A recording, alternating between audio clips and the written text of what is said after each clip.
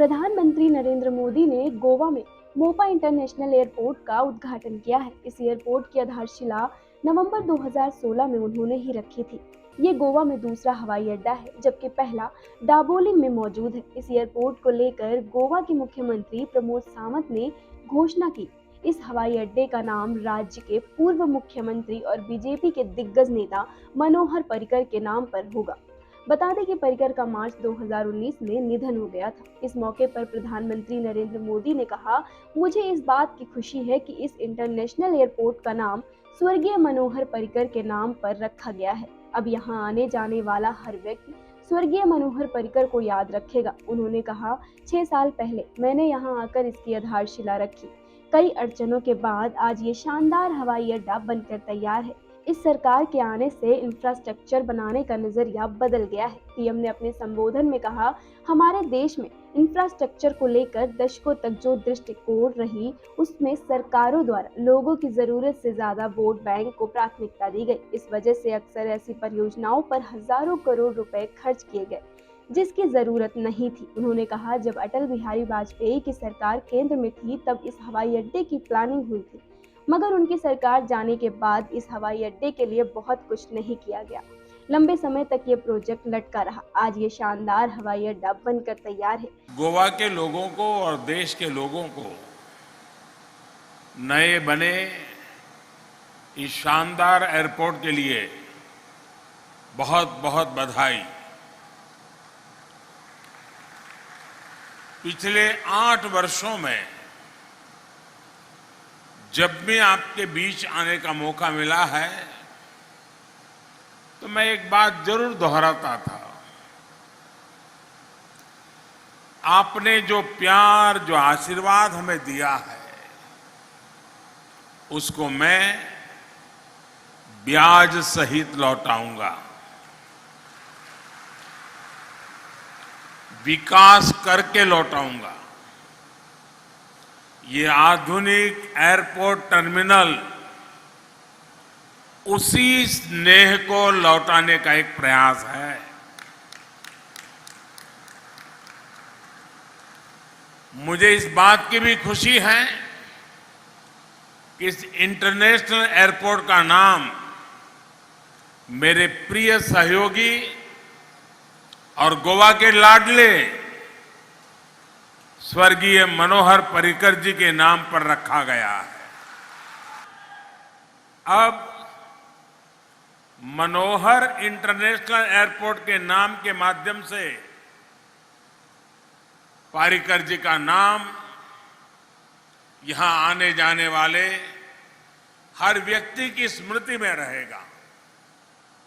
साथियों, हमारे देश में इंफ्रास्ट्रक्चर को लेकर दशकों तक जो अप्रोच रही, उसमें सरकारों द्वारा लोगों की जरूरत से ज्यादा वोट बैंक को प्राथमिकता दी गई। इस वजह से अक्सर ऐसी परियोजनाओं पर भी हजारों करोड़ रुपए खर्च किए गए जिनकी उतनी जरूरत ही नहीं थी।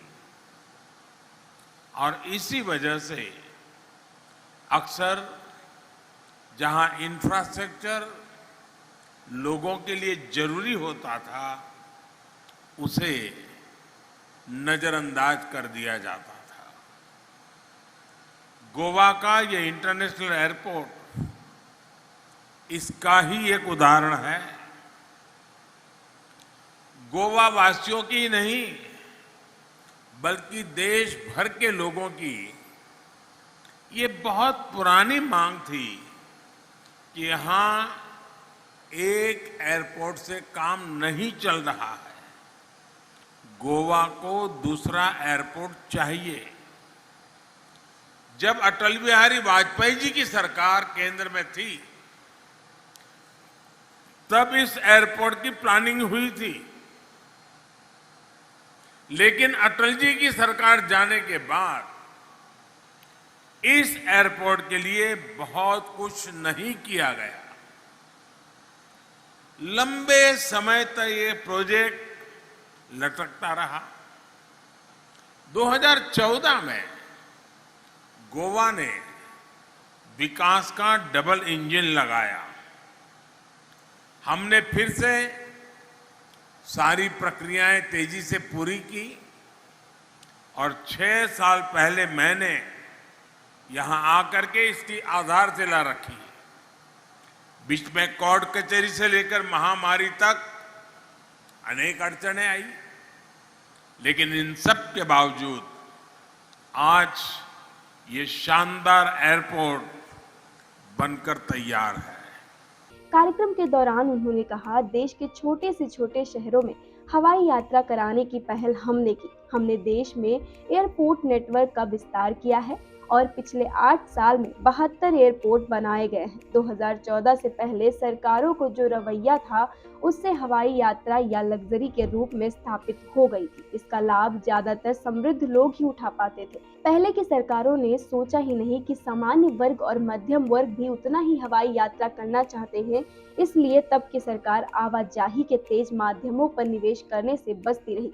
इसका नतीजा ये हुआ कि हवाई यात्रा से जुड़े इतनी बड़ी संभावना होने के बावजूद भी हम उसमें पीछे रह गए। अब देश विकास की सोच के साथ आगे बढ़ रहा है, तो हम इनके नतीजे भी देख रहे हैं। ब्यूरो रिपोर्ट, पर्यावरण पोस्ट।